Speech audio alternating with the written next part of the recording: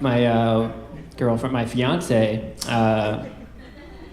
she sits. Thank you clapping for me remembering that I was engaged. Thank you.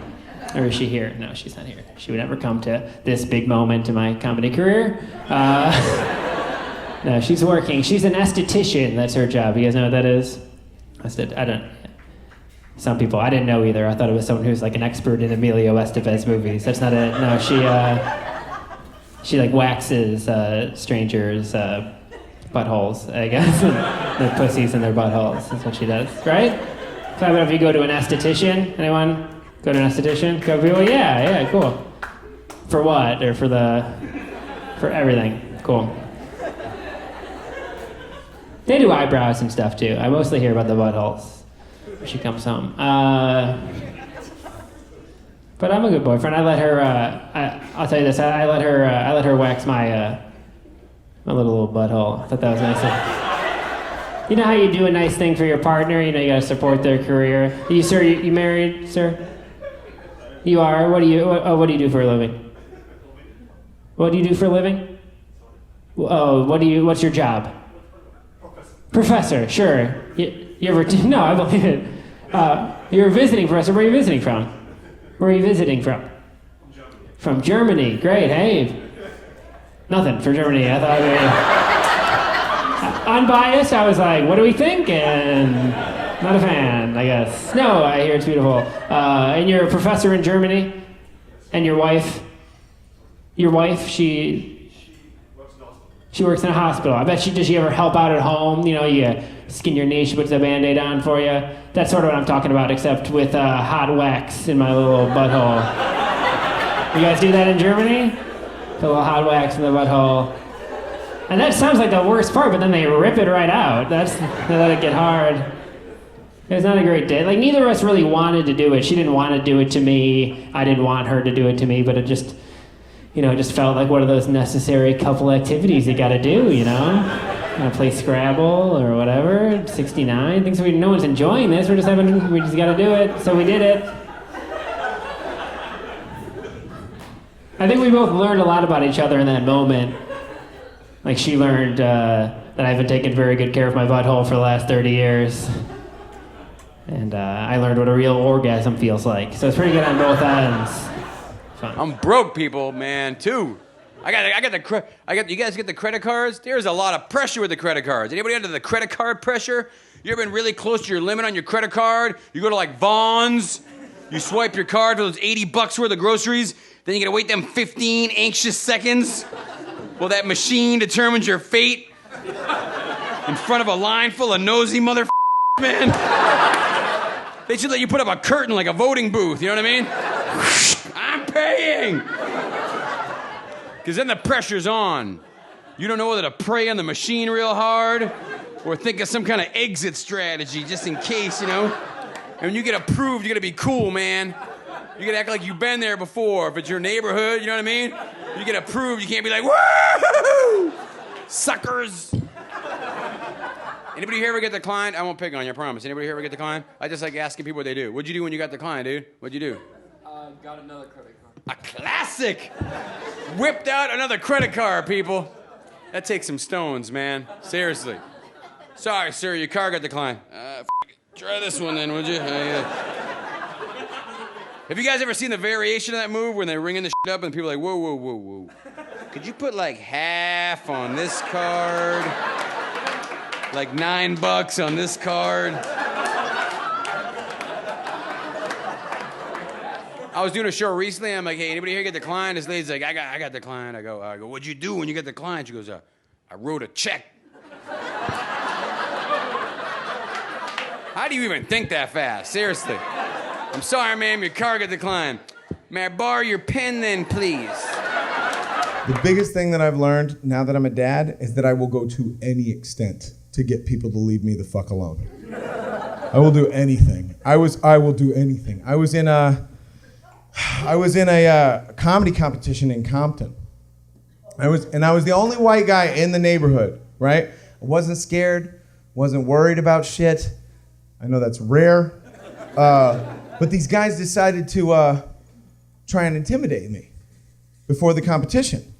I think they were being playful, but between us, if you're 6'8" and big as fuck, you're not allowed to be playful. Okay?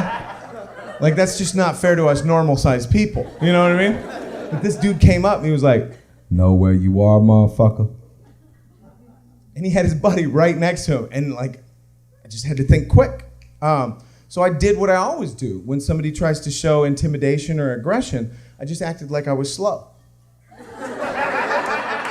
Because no one can be mean to a slow person and feel good about themselves. You know what I mean? So the dude comes up, he's like, "Know where you are, motherfucker?" And I was like, "Yes, Newport Beach is nice. You can smell the ocean from here."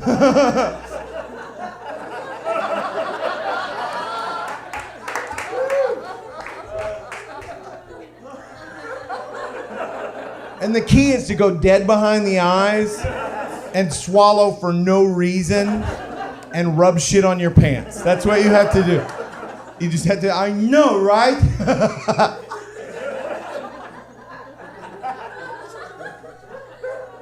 And the dude's friend just grabbed him real quick. He was like, "Hey, dog, this motherfucker's slow, dog. For real, man."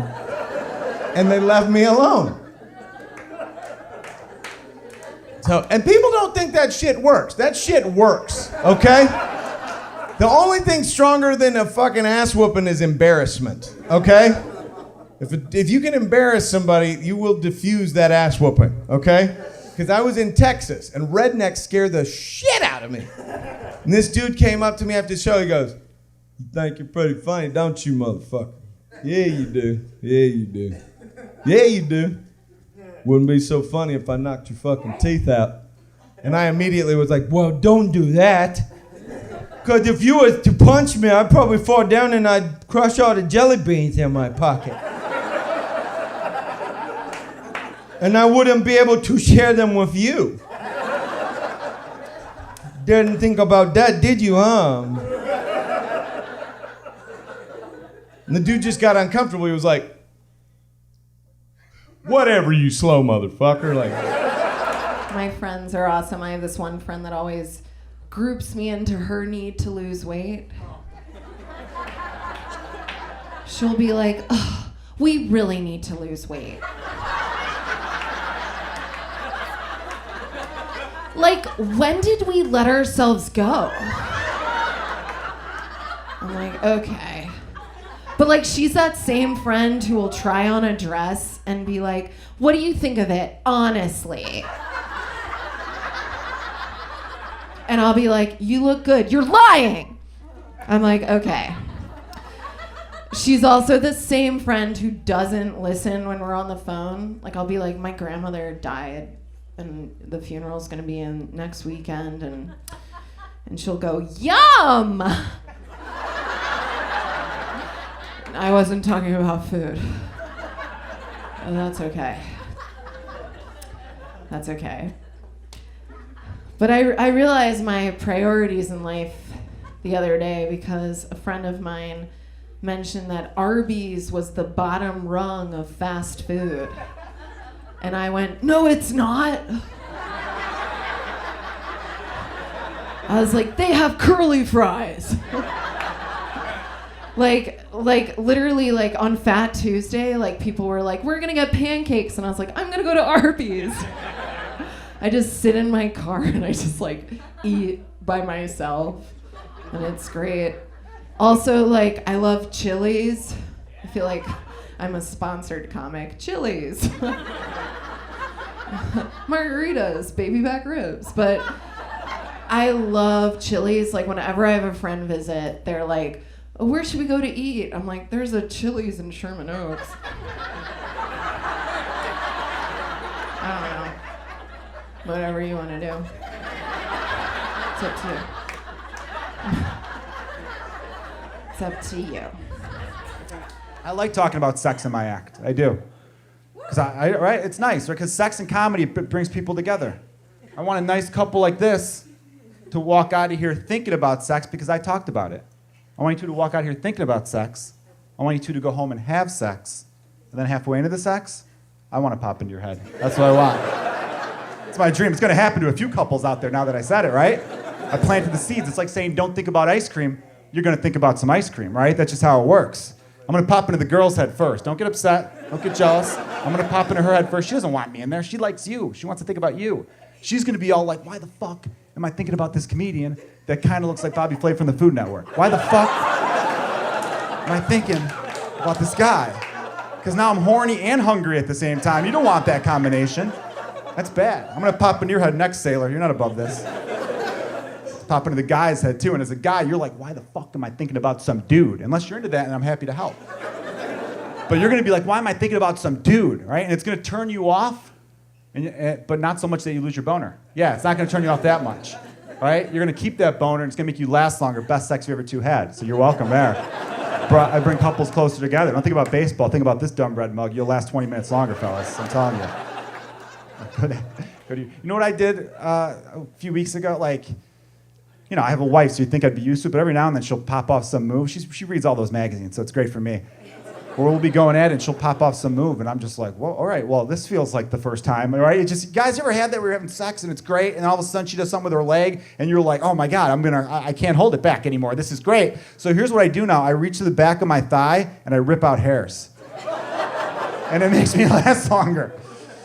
It wasn't a joke, but I felt comfortable with you guys enough to tell you that. I'm like, I feel good with these people. I want to pass this information along. And I was like, hold up, I got a few questions. First and foremost, is this place haunted? She said no. She said it wasn't haunted. I was like, okay. And I was like, second question, where's the kitchen? And she goes, oh, no. This is our bachelor apartment. It doesn't have a kitchen, and it's only available as a 1-year lease. And I was like, a 1-year lease? Well, as a bachelor, that's a pretty serious commitment to make.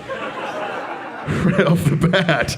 I haven't even slept here yet. What are we doing? So far, this place looks fucking crazy.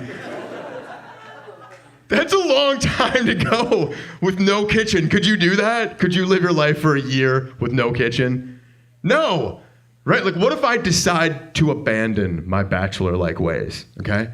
I meet the woman of my dreams, and I want to cook for her to show her that I'm an adult who's capable of doing that, right? Like, how am I supposed to dazzle this damsel with my culinary wizardry if I don't have a functioning kitchen? What am I gonna whip up a batch of boot soup in the alley on a hot plate, like a flash challenge on Top Chef? She's like, oh no, babe, you hang out over there. I'm gonna go ahead and unlock this pot from the bike rack. You just go ahead and listen to some Sade on Pandora. Prepare yourself for an enchanting evening of romance. This should get you moist. I'm just grabbing bird bones and garbage off the street, throwing it into a pot like a white trash sorcerer. Like, yeah, you let me know when you're ready to fuck. My appendix burst inside my body, which, if you don't know, is the worst place. Isn't it crazy that our appendix bursts? It's the only organ in our body that doesn't have a job to do, but it's the first one to be like, fuck this. Our other organs must be like, seriously? You're the one that had it up to here? I have organs in my body that have had every right to walk off the job years ago due to unfair working conditions. My liver had been pumping poison out of my body for years with a smile on its face, like a migrant worker, just happy to have a job in America. Meanwhile, my appendix is like some spoiled rich kid that can't believe it has to work a goddamn day in its life. And my liver was like, hey, appendix, can you help us out for like 1 second? And my appendix is like, I don't think so.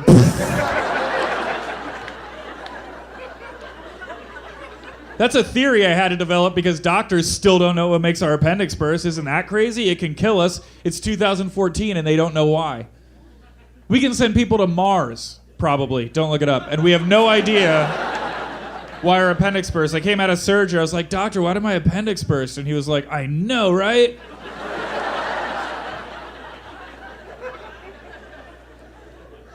I was in the hospital for 7 days on morphine. It makes you constipated. I was like, I want to go home. And the doctor was like, you can't leave until you have a bowel movement.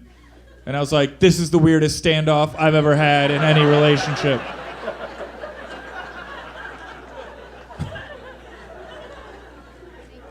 Seven days in the hospital, emergency surgery, no health insurance. Anybody want to know how much that costs? $45,000. And it's crazy how you find out. You get a bill in the mail for $45,000. In the mail, with the other mail. Like it's just more mail. Except it's a bill for $45,000. In a white envelope, like all the other envelopes. That should not come in a white envelope. That should come in a black envelope with a skull and crossbones on it. And when you open it, a picture of your hopes and dreams falls out and bursts into flames. Because now you owe the fucking hospital $45,000. My friends had a lot of great financial advice. They were like, what was it? Fuck them. Don't pay it. What are they going to do? Put your appendix back in? Which is a good point. And in some countries, they do. What? I'm joking. But whatever country you just thought of, you're racist.